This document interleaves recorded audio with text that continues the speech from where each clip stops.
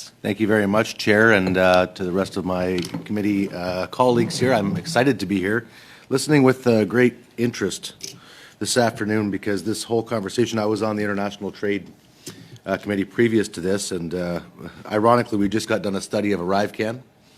We're in the middle of a study of shipping containers, or the lack thereof. I visited Taiwan last week with Mr. Iacono, and we visited the port of Taipei. And I guess the reason I bring that up is all of these various things all tie back into one thing and one thing only, and that is labor, skilled trades, right? And so I find it, and of course in my capacity as Shadow Minister for Labor, now you've really got my attention.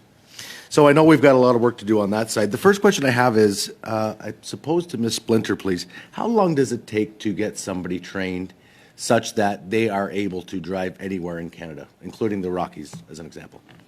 Sure. Well, it varies. One, because entry-level training has different requirements in each province. But on average, as Mike mentioned, to get your commercial driver's license is around 100 to 110 hours.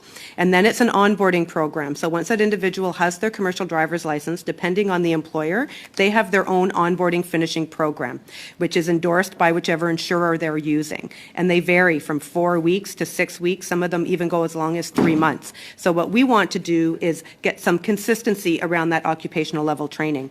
And when I say those times vary, we also need to keep in mind that there are some fleets that do no onboarding or finishing programs. They allow an individual with their commercial driver's license to get working, and that's obviously a concern. So this is why we want to look at getting consistency on what that occupational level training could look like so that it's the same across the board and insurance buys into it. The other factor I will mention on that is that with this onboarding that varies from company to company. If you work at one company and you've done their finishing and onboarding program, when you move to another company, you are back at square one. So that's the other concern because we have a direct impact on productivity. So thank you for that answer through you, Mr. Chair, back to Ms. Splinter. So I guess what you're telling me is there is no standard, there is no Canadian standard. If there was a standard, are there enough schools to train these folks? Yes.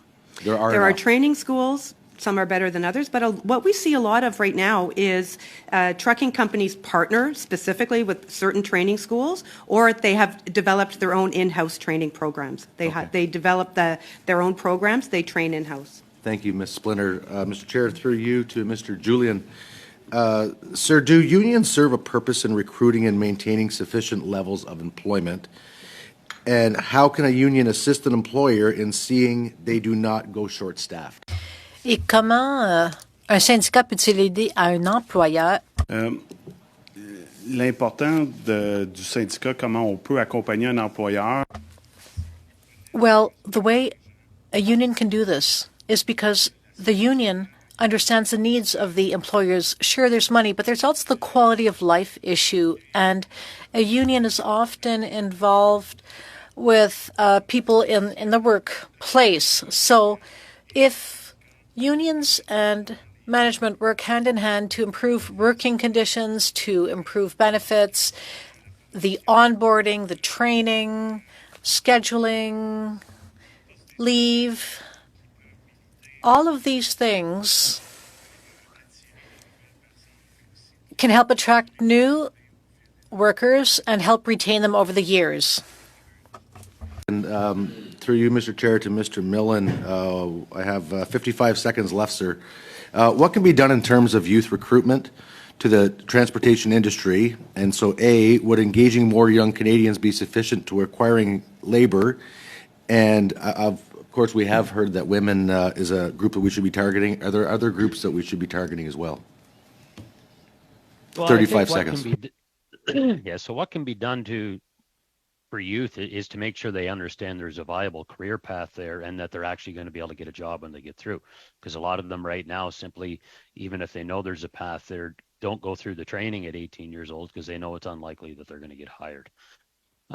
Other groups that we can access, in addition to women who only represent 3% of our workforce, Indigenous groups, other underrepresented groups in our industry are certainly ones that we need to reach out to encourage to get into this industry. Thank you very much, Mr. Lewis. Next, we have Mr. Rogers.